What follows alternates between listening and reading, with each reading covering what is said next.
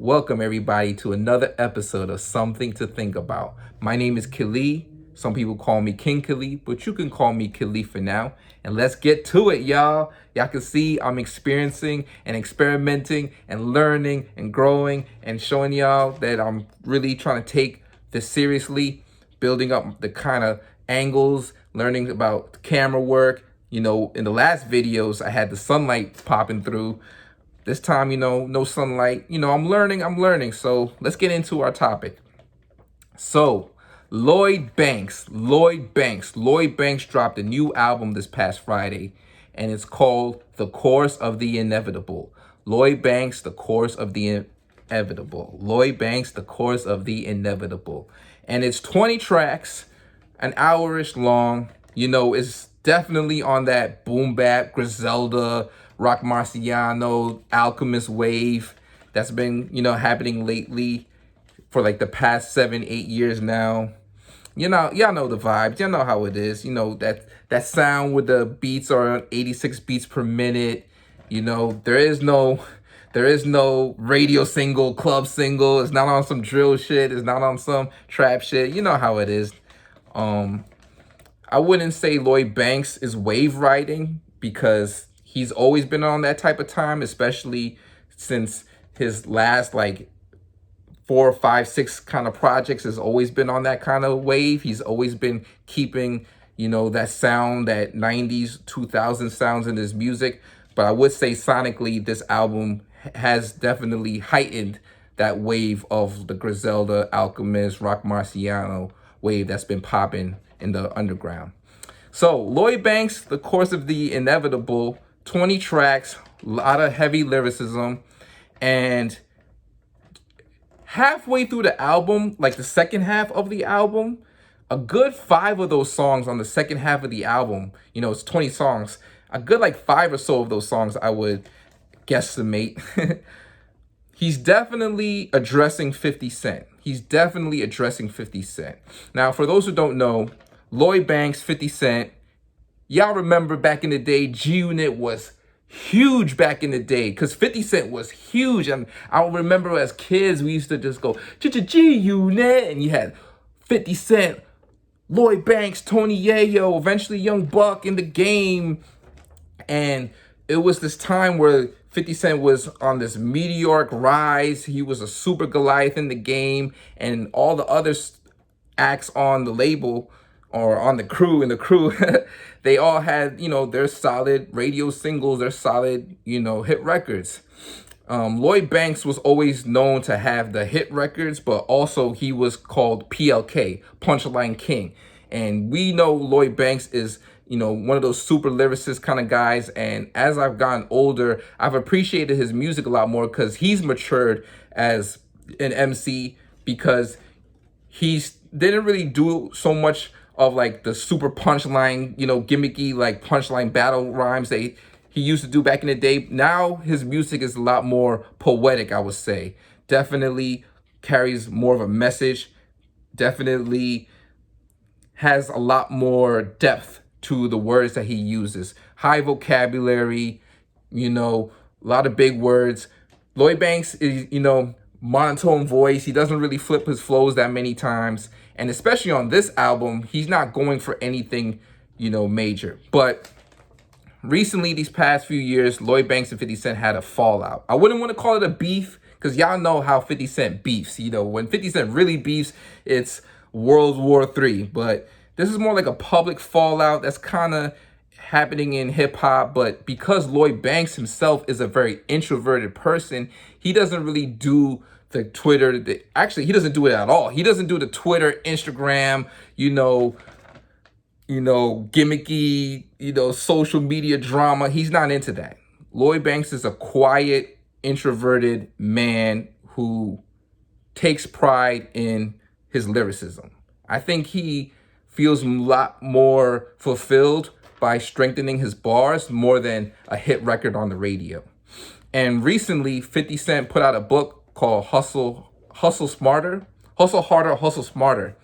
And in the book, he dedicates a portion of why he thinks G-Unit, the other members of G-Unit didn't really take off, particularly Tony Yayo and Lloyd Banks. And when it comes to Lloyd Banks, 50 Cent more or less just called Lloyd Banks lazy. He feels that Lloyd Banks is lazy and that he wants everything to come to him, and that, Lloyd Banks has the potential to be as big as 50 Cent was, but doesn't know how and wants everything to come to him. And it definitely rubbed Lloyd Banks the wrong way these past, few months. And he's been addressing 50 Cent musically. Now, the cool thing is that they're not addressing each other with negative words, name calling, that kind of stuff. I know 50 Cent said lazy, but nothing too vulgar.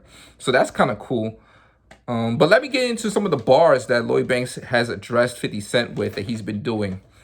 On the song called Stranger Things, he says, "Your favorite's nowhere near me when I'm dedicated. Always humble, usually disciplined, and never hated. Call me quiet, call me lazy, talent never faded. It's frustrating when you're grinding, ain't appreciated." And later in that verse, he says, "The Lord blessed me with a shorty I could leave my name with." Talk about Lloyd Banks is happy because he has a daughter. And, Lloyd Banks talks about in his music that he sacrificed his 20s to not have any children, to dedicate it into the music space so that in his 30s and 40s, he could focus on what he wants to do, which is, focus on his lyricism, his music, and family. In the song Smoking Mirrors, Lloyd Banks raps, "Having a heart took a piece of me I was always given. Won't be allowed at my funeral, hated on me living. Should have stayed the course, switching lanes was a wrong decision. Trying to run away from fame, only prolonged collision. This is for all y'all, no need for the song Suspicion. By the time you see me, I made the cut, never saw the incision. Doctor stapled me back up, was gifted with third eye vision. I gotta argue experience. They don't deserve the wisdom." Now, Lloyd Banks, like I said, there's way more bars and way more songs, and I can't break it down all of it because I'll be rewriting his whole album. But Lloyd Banks, I hope that's not true, man. I hope that, 50 Cent can come to your funeral and say positive words about you. I hope that's like, a stretch. 50 Cent, Lloyd Banks, it's a perfect example of just self-attribution bias. So in the beginning, when everybody's a team and they're working together and they're getting success, then we're all a team, we're all doing good, everything, we're riding for each other. Lloyd Banks definitely sacrificed a lot of his solo journey for the crew of G Unit, for the, for the rise of G Unit during their prime. Same thing with 50. I'm sure 50 did a lot to put Lloyd Banks in the position where he could have the hit records, where he could have the best producers. But with self-attribution bias, when things crumbled, it's your fault. It's your fault. It's your fault. It's not me. It's your fault. Remember, if you ever watch NBA playoffs, if you ever watch NBA basketball, you know what I'm talking about. In the beginning of the season, they're always grinding as a team. They're always grinding as a team. They're feeling good. But by the end of the season, the teams that lost, the teams that didn't win the championship, they always figuring out who's going to trade who. And then eventually it gets to the point where the star players are mad at each other when they're saying, it's like, it's your fault. It's your fault that I'm not winning because it's not me. I'm putting up the big numbers. Where are your numbers? And it becomes that kind of thing, I think that's a little bit what's happening with G Unit.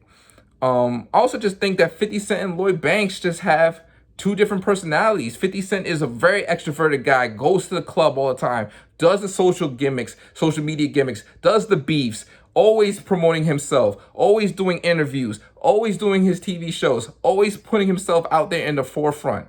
Lloyd Banks is different. Lloyd Banks is introverted. Lloyd Banks cares about his writing. Lloyd Banks cares about family, the way he sees his family should be. And it's unfortunate that they're having this kind of fallout, but I have a feeling that they're going to work it out. Maybe not anytime soon, but eventually they'll come to a mutual understanding. And, they split up amicably, but hopefully you'll get to the point where they can see each other again and be cool with each other. I don't think Lloyd Banks is lazy. I just think that his grind and his passion is different than what 50 Cent wants his to be. And 50 Cent understanding that not everybody can be that mega superstar that you are. And there's a price to be that mega superstar. There's a price. And, Lloyd Banks is saying, trying to run away from fame. He wants to be away from fame. He wants to be possibly just respected in hip hop without having to have so many people in his business trying to, take him for money or invest money into what he's doing. He probably wants to live a more low key life. And, Lloyd Banks, I hope that you could, be upset at 50 Cent, but also be forgiving and, I'm glad that you're addressing him, not with vulgar words. I know you said like the word devil a few times and snake and this and that, but nothing too violent, too abrasive, and too hurtful. So I'm glad you're addressing him, but at the same time, I hope there'll be a point where Lloyd Banks, you could definitely, congratulate 50 Cent for his successes and, get to a point where both of y'all could be in the same room together and be cool with each other. It's unfortunate and, it hurts right now, but that's how it is to work with people. When you're working with people in a group, balancing people's personalities and egos and going through success and failure together is life. And it's one of the most difficult things because everybody's different. And in order to succeed, everybody has to have the same philosophy through the ups and downs. Anyway, please, people, check out Lloyd Banks' album, The Course of the Inevitable. If you're into that kind of style of hip hop, slow beats, heavy lyricism, something to relax to, vibe to. That's the kind of shit that I'm into when I'm just chilling, reading, relaxing. And hey, let's keep this going. So thank y'all. Peace.